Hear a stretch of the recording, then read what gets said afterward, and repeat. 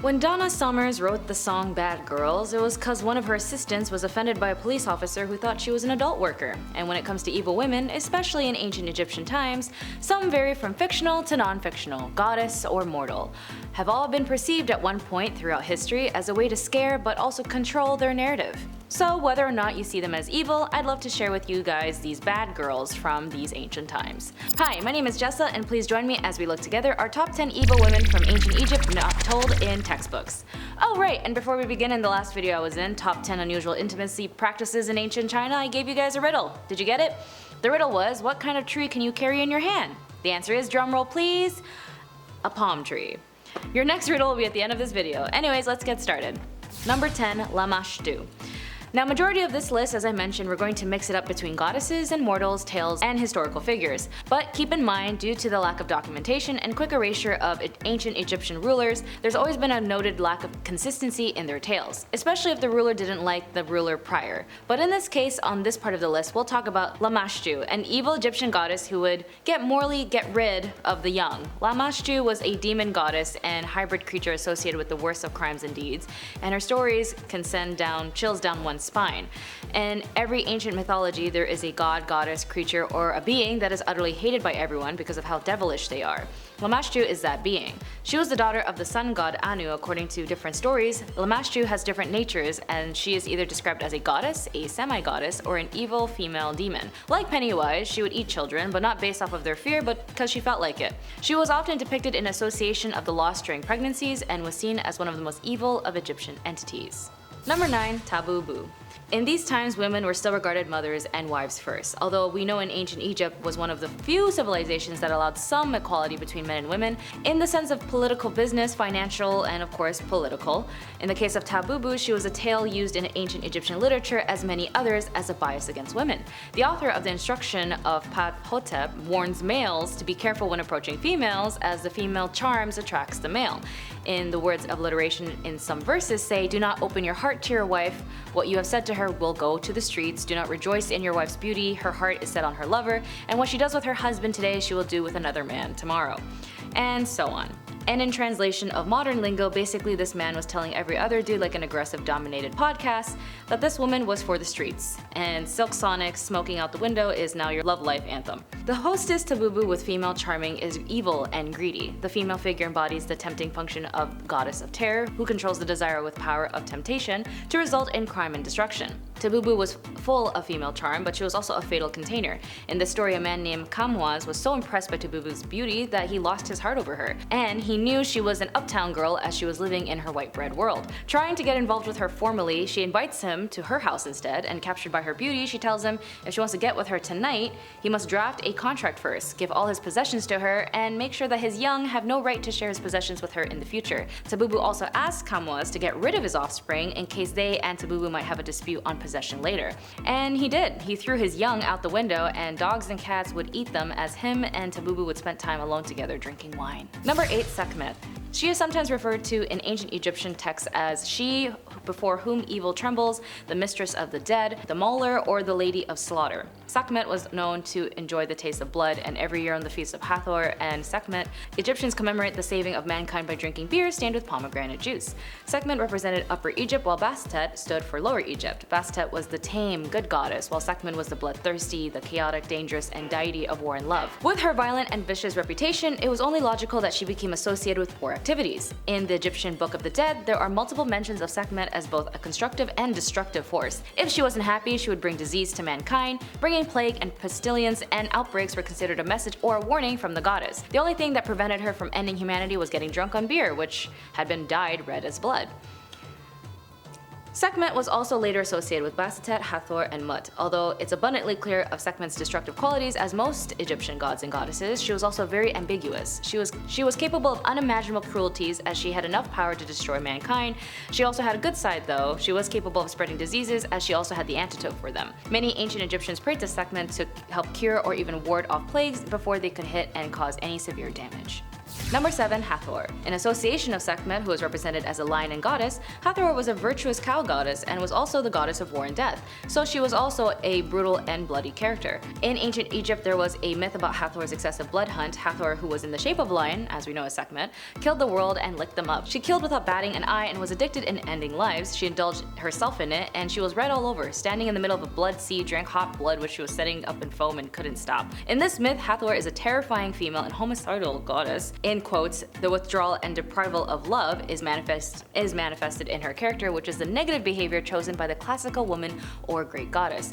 Her mouth, acting as trespassing symbol of tearing and devouring, is specialized by the dangerous negative goddess. She kills all lives indiscriminately and drinks human blood ceaselessly, as her hunger and thirst can be solved only by killing innumerable amount of humans. The character of this fiend-like goddess, such as being crazy about blood, addiction, and madness, is expressed vividly. Number 6. Nyphyths. Like the goddess Nyx, mother of night, mother of sleep, mother of death, Nyphyths was also known as the goddess of air and the goddess of death. Nyphyths is a funerary Egyptian goddess and one of the first 5 primal gods. She is considered to be a dark goddess opposite to the light of her sister Isis, the goddess of healing and motherhood. Her name also means mistress of the temple enclosure or mistress of the house, and is depicted as a woman with a house on her head. She is known to be a friend of the dead as she guides and cares for them into the afterlife. However, she is also seen as a dark deity opposed to her sister, as she played a key part in the Osiris myth. She transformed herself into the form of her sister Isis to seduce Osiris, and that's how Anubis came to be, the god of death. Osiris was always nice to Nyphyths, but because of many relations they both shared, but Nyphyths betrayed him. After the evil deed, she felt really bad for being the reason her brother was killed. Isis came to Nyphyths for help, as she was the goddess of incarnation and death. Nyphyths helped Isis bring Osiris back. Nyphyths was fairly scary and was feared most of the time, hence the title Goddess of Darkness. She did not spare anyone who did wrong by her, and she is known to take full revenge, not one to give second chances. As Nyphyths was the goddess and the protector of the dead, she was very famous among many cults in ancient and later Egypt. She was painted near the mummies in the tombs in hopes that she would help the dead when they woke up. This practice was very widespread and was repeated by many pharaohs. Nyphyths was a very important deity of the Egyptian mythological pantheon, and her legacy still lives on. Number 5. Ammit. Unlike other gods featured in ancient Egyptian religion, Ammit was not worshipped. Instead, Ammit was feared and believed to be a demon rather than a deity. Due to her role as the devourer of the dead during the New Kingdom, deities and demons were differentiated by having a cult or center of worship. Demons in ancient Egyptian religion had supernatural powers and roles, but were ranked below the gods and did not have a place of worship. In this case of Ammit, she was a guardian demon that was tied to a specific place such as the Duat. Their appearance was based on a hybrid of animal or human and was denoted so the dead could recognize them. Guardian demons that appeared as hybrid of animals were an amalgamation of traits meant to be feared and to differentiate them from deities associated with humanity. Instead of Khonsu, who was known as the god of the moon, who during the weighing of the hearts would burn them, he wouldn't be the one devouring the hearts of the dead. It was Ammit, was referred to as the devourer of the dead. Ammit was present during the weighing of the hearts and usually near the scale waiting to learn the results. If the heart of the dead was impure, she would eat the hearts, leaving them soulless and trapped in the Duat. In some ways, she was not necessarily evil, she's just doing her job. Although, she may seem like a good guy since she does eat bad people's hearts, but Ammit was believed to be Anubis' equal, and she wanted to enter the real world to devour the souls of the living, so I guess it just depends on the day. Number 4. Merneith. Like pretty much all of our ancient lady pharaohs, Merneith was a shadowy figure. When the dynasty system was still pretty new and being a royal was a very bloody business, her name in itself is extra violent. It comes from Nyph, a vicious huntress, one of Egypt's oldest goddess, and one of the fiercest. In the beginning, when they were still sorting out the Egyptian empire, the transition from a recently deceased pharaoh to a new one is a stressful time. And when the king of the dynasty 1 promised his family a place into the afterlife, Merneith, his daughter, could have been one of them, but instead Merneith got herself wondering, was she destined to die with her father or to become more powerful than ever? Merneith ends up marrying with her brother, of course, because this is ancient Egypt, and tries to have royal babies with who might be king one day. And as far as history knows it, being the mother of the king is a more important title that you could win. When her husband brother dies, she was lucky to have a son of that union, so her son is the chosen one, which means she gets to step in and take the seat and make it warm as regent until he's old enough to claim it. In such situations, she isn't a threat, she's there to help protect her son, after all, and thus keeping her lineage from being broken. Merneith milks that loophole for roughly 6 to 8 years, and her first rule was to pick the people chosen to sacrifice for her husband's funeral. She used this as an opportunity to eliminate people as she saw as threats. Young women and their young would be buried together, and she also uses the opportunity to leave her name all over the tomb as a PR move, highlighting her role as connection between the past and the present kings.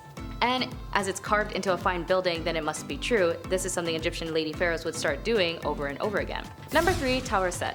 Her story might be one of ambition and regicide, or one of women being manipulated by an evil puppet master, or it might be both. Her husband was the pharaoh Seti II. Seti II had another queen, but apparently she was too old, and so Tawosret became the second wife.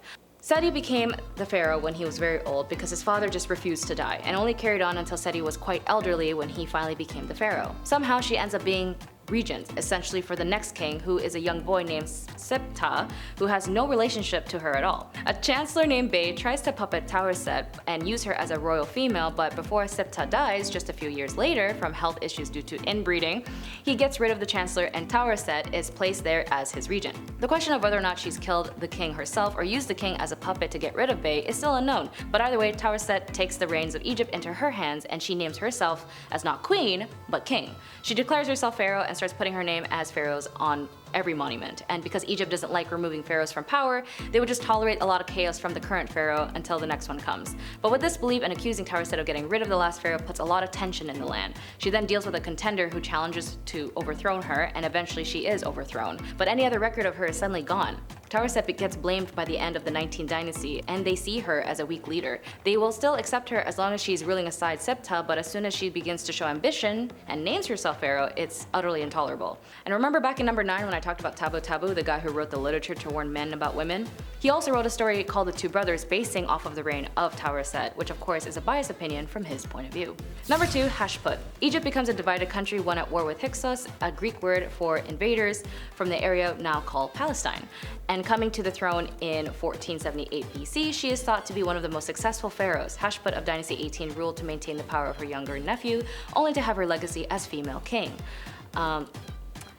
The word queen, connotating a mere helpmate, not a ruler, ripped away from her 20-some years after her death when her name and images were erased and smashed. Her great achievements were relabeled for her father or her brother instead, but as a role as regent, Hatshepsut got a taste for power, and it seemed like she wanted more. Hatshepsut decided that she wanted to rule as king herself, not just because of behind the scenes in the name of someone else, but at some point she decided that she would rule alongside her stepson as an equal, or even as his superior, and she wanted the title of pharaoh for herself, which again, even though this is ancient Egypt and women would rule, people didn't like that. Hatshepsut's methods of acquiring and holding onto power suggest a darker side to her reign and character. She had a lover who apparently might be noted as an evil genius, and because of his actions, she was placed in by association. Even though she had a very peaceful rule, her statues were destroyed and her monuments were defaced, and many of her achievements were ascribed to other pharaohs. Many modern historians attribute this to ritual and religious reasons rather than the personal hostilities as previously thought. Still, Hatshepsut was a successful politician and ruler who thrived in a world dominated by men, and she deserves to be remembered as one of history's greatest female leaders. Number 1, Queen Tiye.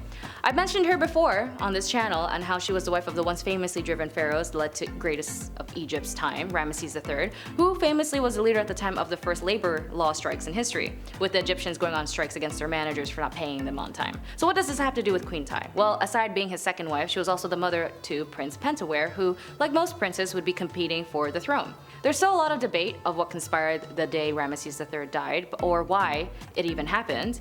But there was no doubt that Queen Tiye and her son were the headliners to the tragedy bestowed on the pharaoh.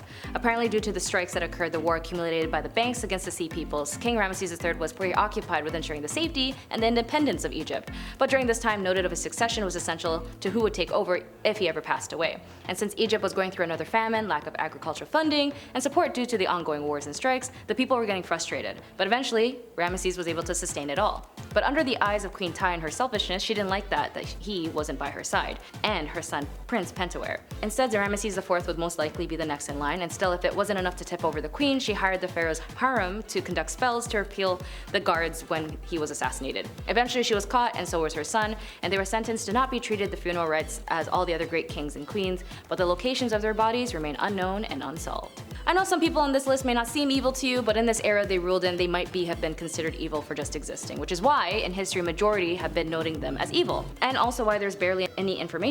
The truth is, in ancient Egypt, if they didn't want to deal with you anymore, they'd erase any memory of you as much as possible, which is pretty much tragic, and even if they couldn't, any other aspect about you would be lost in time. So yeah, maybe some of you guys might say these women on this list wasn't evil, but in ancient Egypt, to them and their enemies, they definitely were. What was your favorite on the list? Did you learn anything interesting today? Please let me know. Oh yeah, your next riddle. Are you ready? What thrives when you feed it, but dies when you water it?